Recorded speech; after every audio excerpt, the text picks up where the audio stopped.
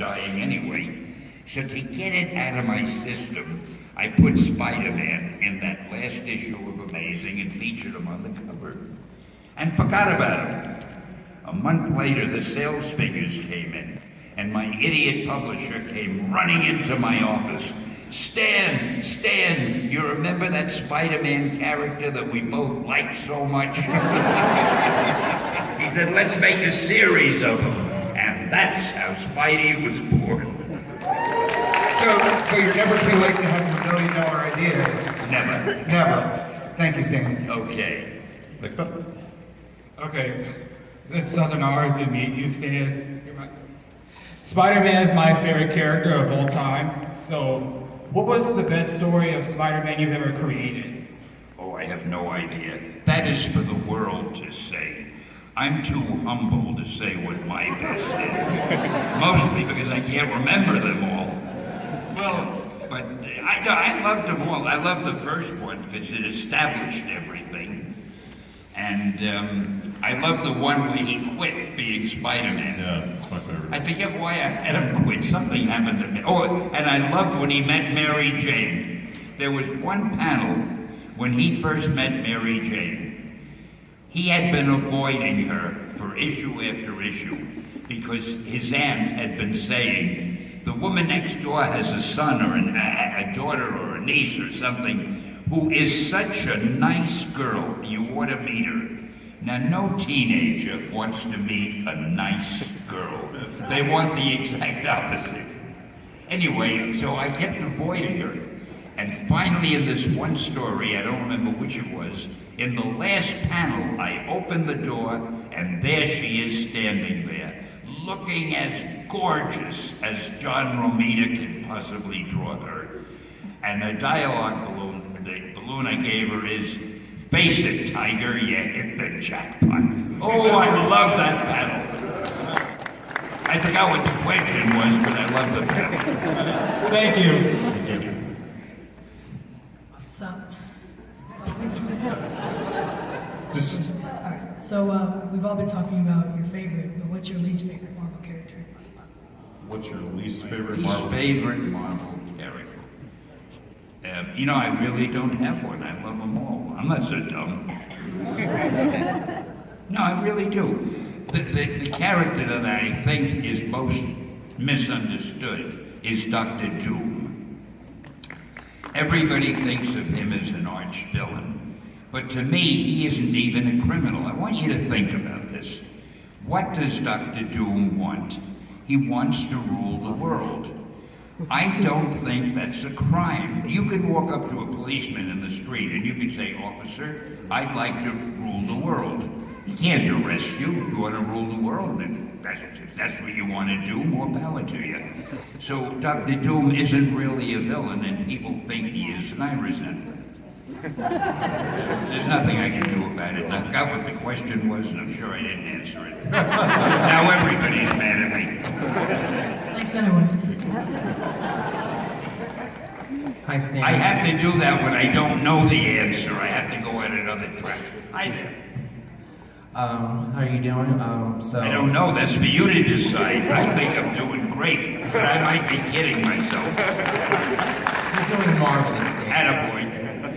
So, some time ago, I looked up some footage that really interested me. I saw you giving a tour to another one of my greatest heroes of all time, the legendary and immortal King of Pop himself, Michael Jackson.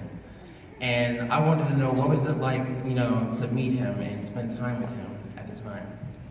Michael Jackson was one of the nicest, pleasantest, most lovable guys you could ever meet. I mean, just to know him was to like him.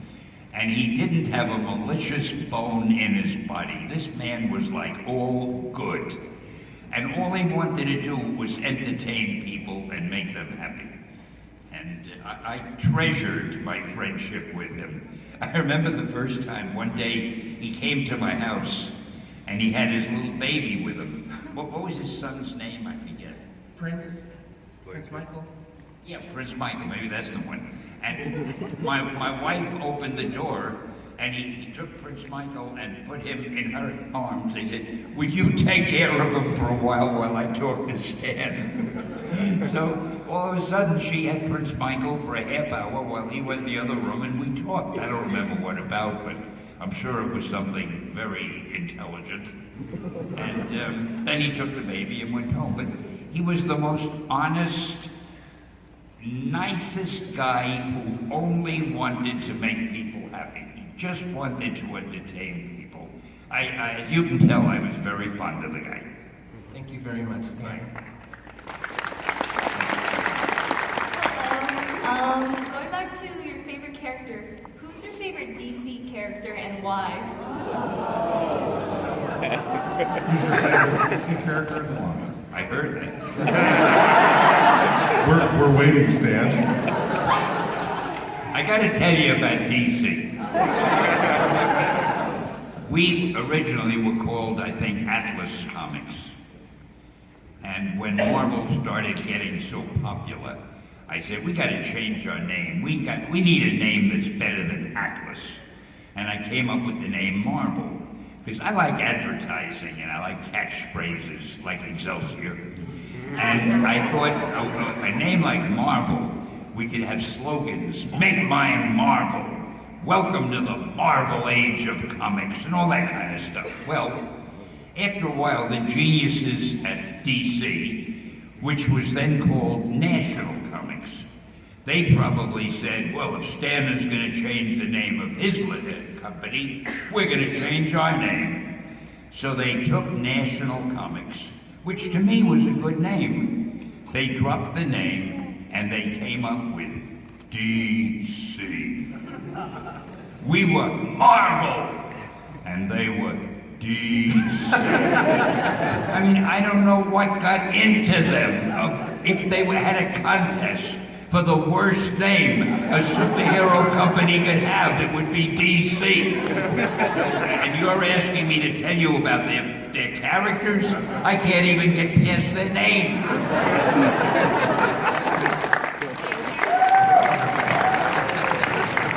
And the funny thing is, I have a lot of good friends who work there. I'm afraid to tell this to them. I can just tell it to you.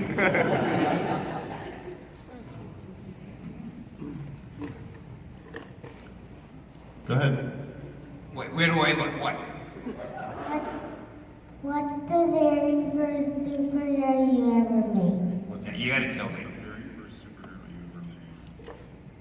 When I was very young, when I first started, I think at Marvel, I came up with something called the Destroyer.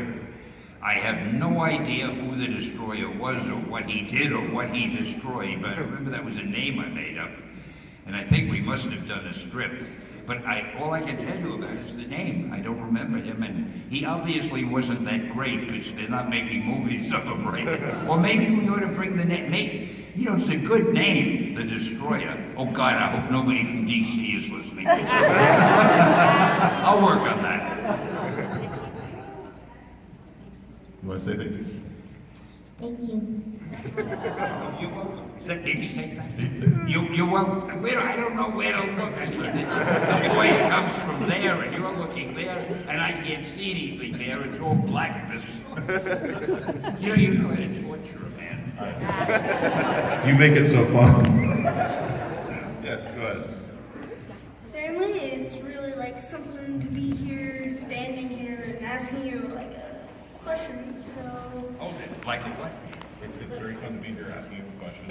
Oh, I thought you said watching me like a cookie. You want to ask me a question? Okay. Question time. Okay, what is your favorite comic book onomatopoeia? You know what that is, right? Do you know what that is? But why do I always have to have favorites?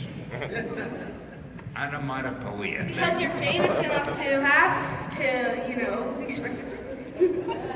Too famous. Onomatopoeia is when the letters are all kind of the same. No, Sound effect. Favorite sound effect. Sound effect. Written out. You know, it's terrible when you don't have a favorite and you have to think of one to make the questionnaire happy. Yeah. And I don't have a favorite sound effect. Bang! B-A-N-G. That's my favorite. If you don't like that, I'll think of it. That's Jordan. Me and my son Journey sang you happy birthday the other day at your booth over there. Oh yeah, you were a little bit off key, but I still appreciate it. Thank you. So I took him to the roast that night, and he was disappointed that he wasn't the one roasting you. He said, well, I thought I was going to get to roast Stan Lee. I said, well, what would you say? He said, hey, Stan Lee, why don't you stop doing cameos and get your own movie? I like this guy. I wish he had been the guy asking them, but never mind asking me. Send that to the studio. Yeah. Anyways, it's an honor. It's been a lifelong dream to meet you, and thank you for coming, Stan. Well, you're very welcome. I've never had a better time. You people are wonderful. Does this mean we're finished? No, we're getting close, sir. We're getting I close. have to keep doing this? Yes, Okay. a few more. First of all, I just want to say that, like everybody else, it's been my lifelong dream to meet you, and I've met you 3 times this weekend. I've given you truffles, I give you a painting, and now I'm talking to you again. So I just had to say how. Are you the truffle girl? I'm the truffle girl. girl. Oh wow, great! And you're also a good judge of character, saying how wonderful I am. You're amazing, and I just want to agree. talk to you forever. Well, I would like to know, do you ever disagree with the direction that some producers or directors take with your stories? And if so, how do you deal with that when it happens? Like, are you really involved in the filmmaking process, or? No, I really leave them alone because they're better at it than I am. No, seriously, we have the best director. Well, all you have to do is see the movies. I love all of it. Our directors are wonderful. There was only one objection I ever had. And I think it was the first Fantastic Four movie. I didn't like the way they did Dr. Doom. He was one of my favorite villains. And they didn't show him in his armor and looking real exciting and everything. They just had him in a business suit. And I felt they didn't do Dr. Doom right. But other than that, I have loved every Marvel movie. They've been done better than I would have done them if I were doing it, so I can't complain. Thank you so much. Thank you very much. Thank you, and I love the truffles. Hey, Tiger. All right, I got a quick question. So there's right now 3 Peter Parker stories going on in Marvel. We have a billionaire Peter Parker, we got Daddy Peter Parker married to Mary Jane again as a family man, or we have your newspaper strip where he's right now meeting Rocket Raccoon. Which one is your favorite right now? I love all 3 of them. I'm not going to make any enemies among the people doing them. And they're all wonderful, they're all innovative, they're all original, and I wish I was writing them, but You're writing the newspaper one. What's that, the newspaper? Yes. Oh, that one, did you mention that one too? Yeah, the Rocket Raccoon. The Rocket Raccoon. Yeah. Well, of course, if I'm writing that one, that's my favorite. There you go. I forgot I was writing it. Thank you. Next up. Hello there, like everybody else there. It's truly a great honor to meet you. Yes, I imagine so. Now, I know you do a lot of cameos, but I think there's one cameo that everybody has looked over. A cameo from a movie that people particularly like. Now, all I ask from you is, do you remember it? And if you do, why did you do it? Your cameo in Princess Diary 2, The Royal Engagement. I'm sorry, what was the name of it? Oh, yeah, and I did that with a great actress. I forget her name now. Anne Hathaway. Yeah, that's right. Well, I didn't consider that a cameo. I thought I was the star of the movie. I mean, now you're bringing that down to a cameo? You sure know how to hurt a person. Thank you very much. Is that all? Hey, thank you for the question. That was the first time that question has been asked. That's so true. Give That's yourself a no prize. Hello, I think you're awesome. You're right. I was wondering who do you think is the best villain?